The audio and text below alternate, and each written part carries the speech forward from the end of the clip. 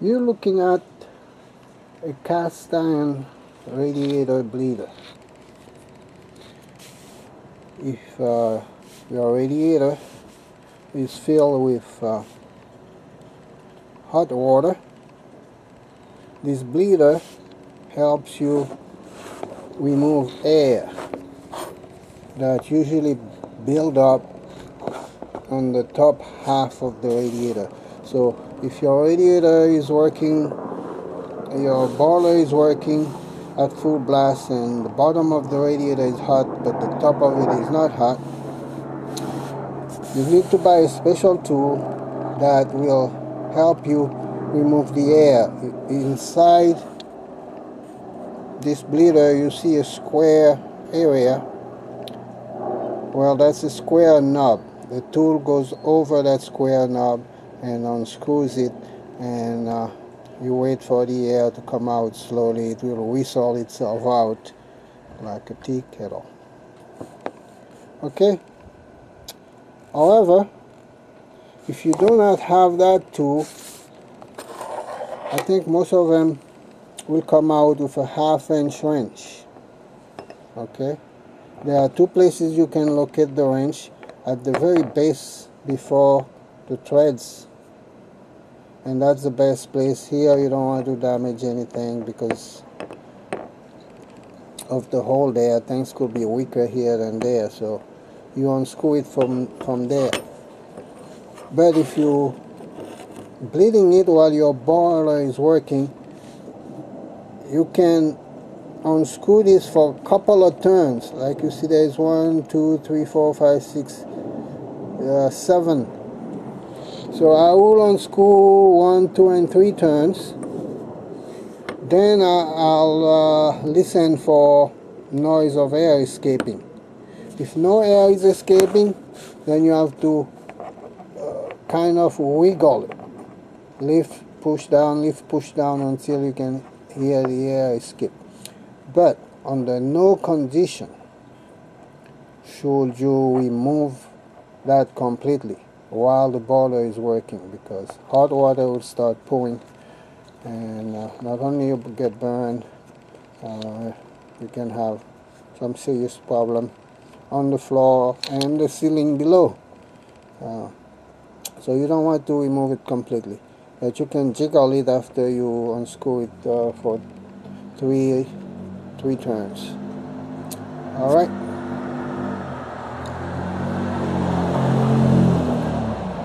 Now, let's assume that you try bleeding it and you hear air coming out, then after a while you don't hear anything else. And no water came up. So basically when you're bleeding a radiator, you want to listen to the air escaping, and when the air is completely out, then water start to come out, and that's when you tighten it and you're done. But sometimes no water ever comes out. That's when you have to deal with another problem. The other problem is there is not enough water in the system to fill your radiator, and you have to call for a service. And the service people will come in, go to the boiler, and turn a few valves on and off, and maybe half an hour later or an hour later you'll have water. So they know which valve to turn on and off. Well, I say valves because the way they do it, they fill it in with water, they add more water at the same time, they are draining at the same time they are adding water, so to make sure it's flushed completely, and when they finally shut off the drain, everything is water, no air left. That will cost you a little money, but however, if you never got to the water part, water never came out of the bleeder, you may as well do it yourself in a simpler way. And that way is the following. You lower the temperature in the thermostat to make sure your boiler won't be working anymore. Alright, lower the temperature like 5 degrees below room temperature, so that will not go off. That will not go on automatically on you while you're doing the work that you need to do. Anyways, at that point you unscrew this thing out completely, because no water ever came out, so no water will come out now either, that the boiler is shut off. And once you do that, you can refill it with water with a simple contraption that I'm going to show you. Alright?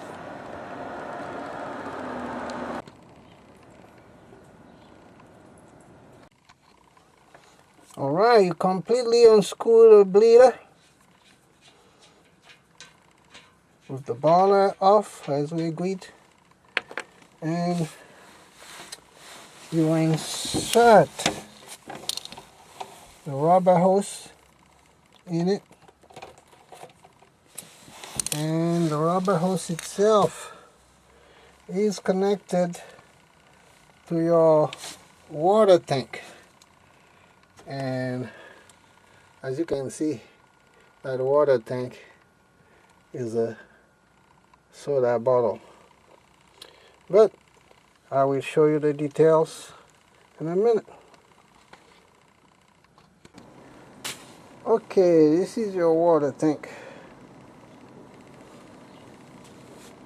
The glue that I use to connect the rubber tube to the cap of this soda bottle is hot glue. So as far as hot glue is concerned, you just buy the sticks of hot glue and you turn on the stove on your electric or gas stove and get some heat to melt the glue, and before you can insert this tube into the soda cap, you have to punch a hole in the soda cap.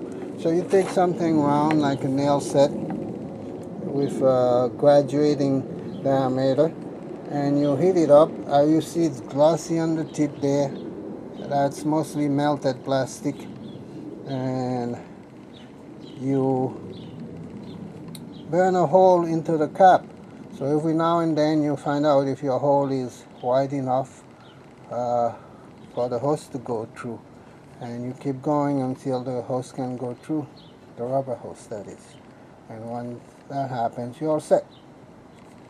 Okay, so you don't want to make the hole too big. If you can make it a little smaller so you force the hose through and air can still pass, water can still pass, no problem. But once it goes through, it doesn't have to travel far, in maybe 1/8 of an inch. Then you have to be patient as building up the hot glue seal all around the cap. So, alright, it won't look pretty, but it will work just fine. Now your challenge is to unscrew it. Simple. You just turn the bottle up like that, right? Maybe I can do it with one hand. And you... Okay, let me put down the camera for a second so I can start unscrewing it with 2 hands, but I'll show you how to do it. Alright, but oh, sorry about all this flipping, flopping of the camera. Here you go. That's what happens when the camera person is on strike. Okay, so you have to be able to screw it with one hand, and I'll explain why. So you see, it's not that hard, and from a distance you'll see the whole hose is rotating around as you screw it. So I just remove it completely, and here it is in my hand, right? And here's the bottle, and I'm going to screw it. So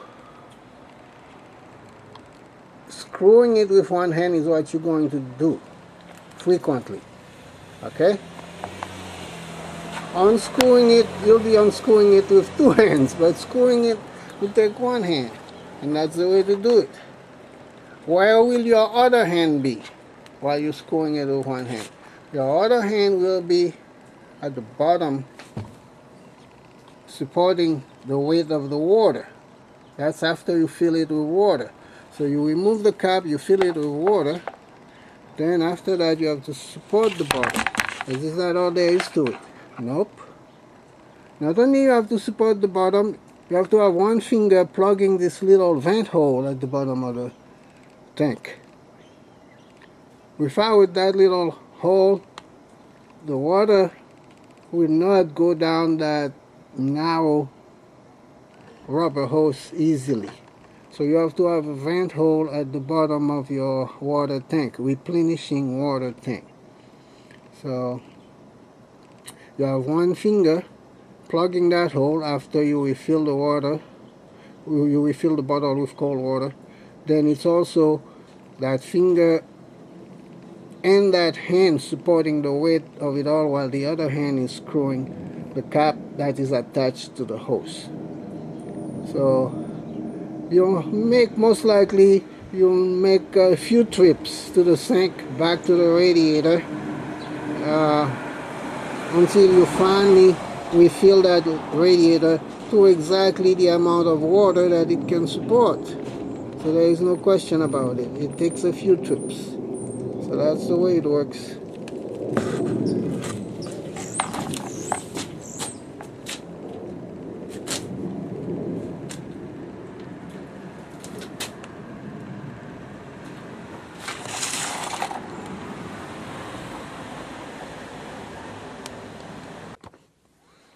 Alright, here I come with a full bottle of water with my finger plugging the bottom hole and the cap in my left hand. So I put the cap on top of the bottle.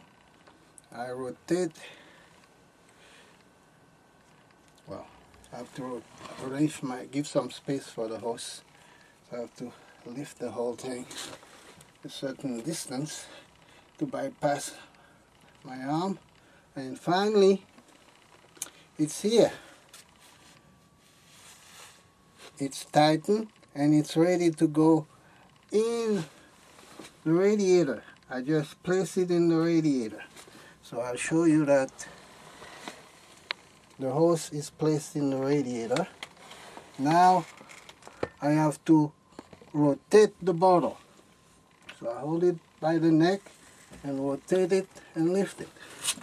And I release the air, and now watch the level of the water go down slowly. Alright?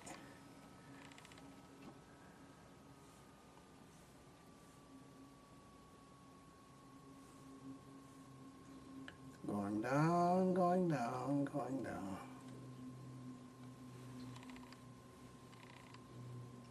Almost down completely.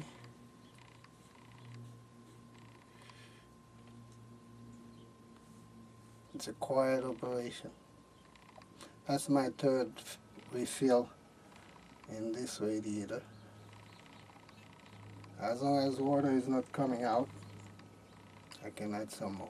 Listen to the noise as we get to the end.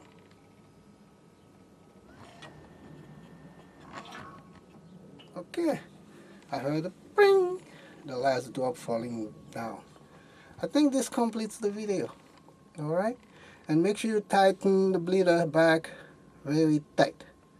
Okay? And stay warm all winter. Bye bye, everybody.